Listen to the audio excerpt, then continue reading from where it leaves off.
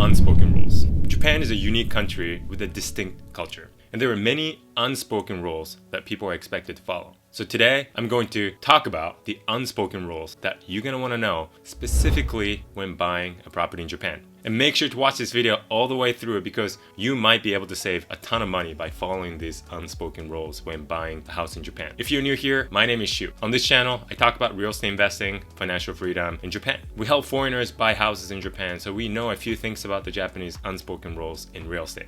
Alright, let's get started. First, let's talk about why there are so many unspoken rules in this country. Japan is considered a homogeneous society with a strong sense of group and national identity, a very little racial diversity. That means that historically, most people came from the same area and share the same values for many years. So there's a lot of context in how we communicate. Erin Meyer, author of The Culture Map, calls Japan one of the highest context cultures in the world. A high context culture relies on shared meaning and symbols to interpret hidden message, while low context cultures communicate explicitly. As you can imagine, the United States is one of the lowest context cultures because people come from many different backgrounds. So they need to explicitly communicate to better understand each other. So in Japan, there is a phrase called kuki o yomu, which means reading the air. What this phrase means is to be aware of what is going on around you or what other people want you to do without any explicit communication. I think the closest English phrase would be to read between the lines. And what is scary about living in Japan is that you're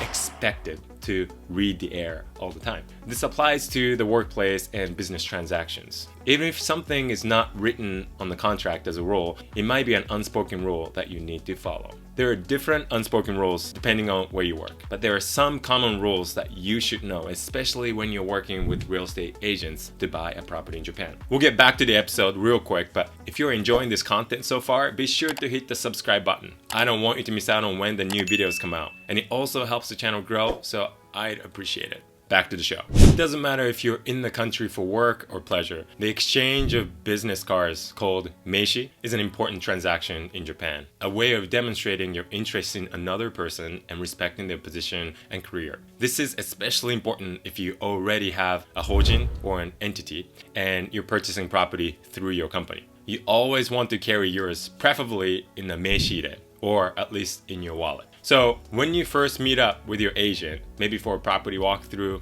instead of shaking hands, you will exchange business cards. Likely the agent will give theirs first, like, remember, always receive other people's meishi with two hands and a bow, as you say, chodai itashimasu, okay?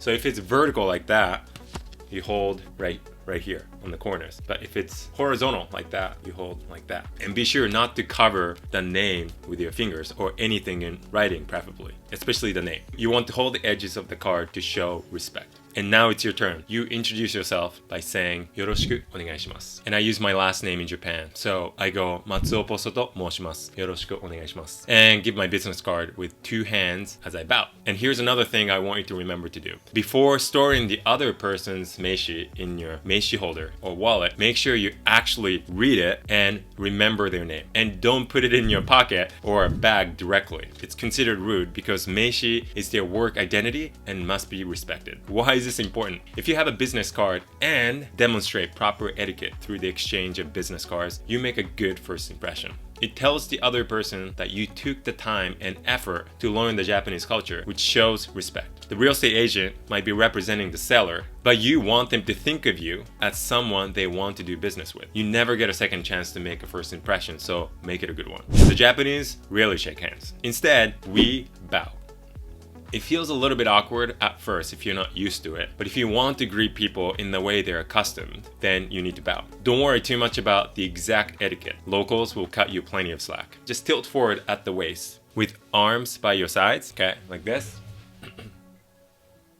And you're all set. If that still feels too weird, you can go for a handshake. You will not exchange business cards with everyone you meet, but a simple bow with a hajimemashite or nice to meet you, konnichiwa, will show that you're someone who acknowledges others with respect, which goes a long way. Interrupting others during a conversation can be seen as disrespectful pretty much anywhere in the world. But in Japan, being too vocal about the fact that you're understanding and acknowledging what the speaker is saying can also be deemed disrespectful in a sense, especially if it's not coming out naturally. So how do you show that you're listening to the person who's talking? Well, it can be done with simple nods of the head. Maybe a little "hi" or "eh" to show understanding is okay. But do it with a slight nodding of the head. This can show that you're listening, and even if you don't understand or agree, it is a great way to show respect to the speaker. Just try not to be overly enthusiastic, like hi, so desu yo ne, which is equivalent to yeah, that's right, like that. It doesn't sound very sincere unless that's how you naturally engage in the conversation.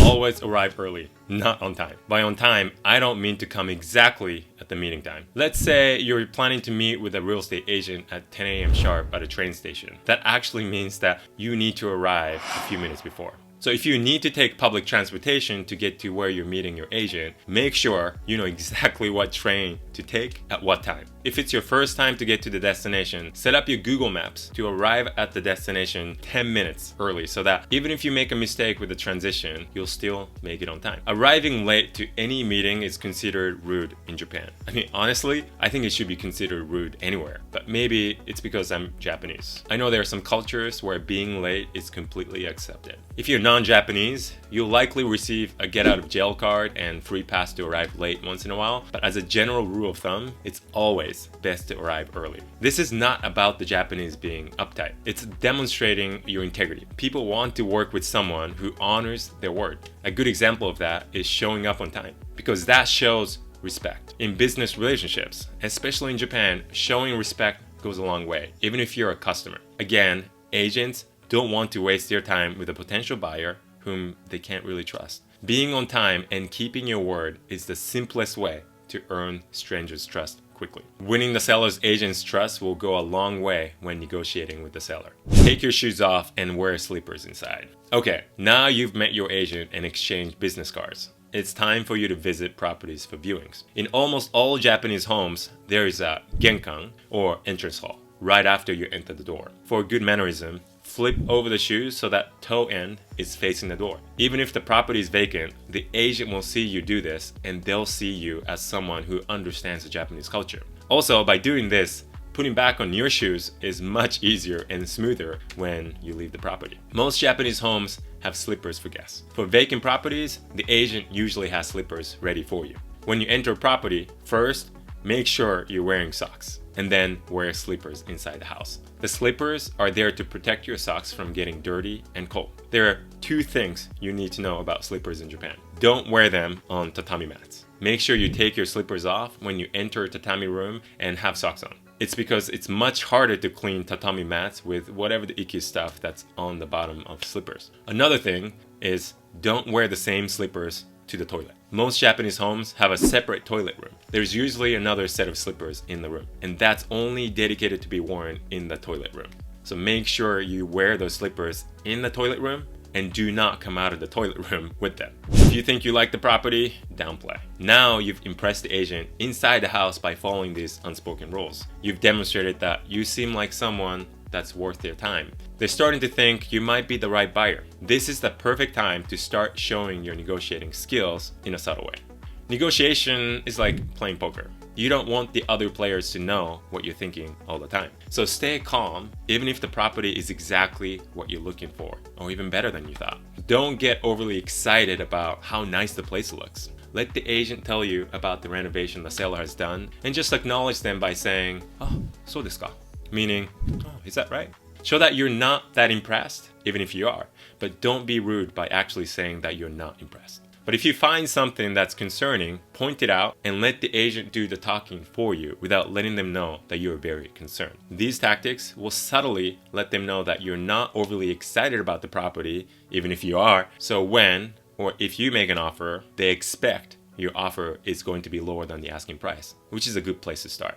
If you want to learn more about the art of negotiation with real estate agents in Japan, we have a course, Japan REI Bootcamp. Colin from Kick Assets has done a really good job putting everything together on how to negotiate effectively in Japanese real estate. He uses those tactics to negotiate tens of thousands of dollars off the asking price, and you can learn all that with a fraction of the cost. Be sure to check out the link in the description. New home? Prepare gifts for the neighbors. So you've successfully purchased a house. Congratulations. Now it's time for you to move into a house in Japan. when moving into a new residence, it's common to give a small gift to your immediate neighbors with an introduction and どうぞよろしくお願いします or どうぞよろしくお願いいたします to be very polite. よろしくお願いします or よろしくお願いいたします is a magical and very important expression in Japan which can open doors for you. So if you were to remember one thing from this video, just remember that one. So if you're moving into a house, just do this to your surrounding neighbors,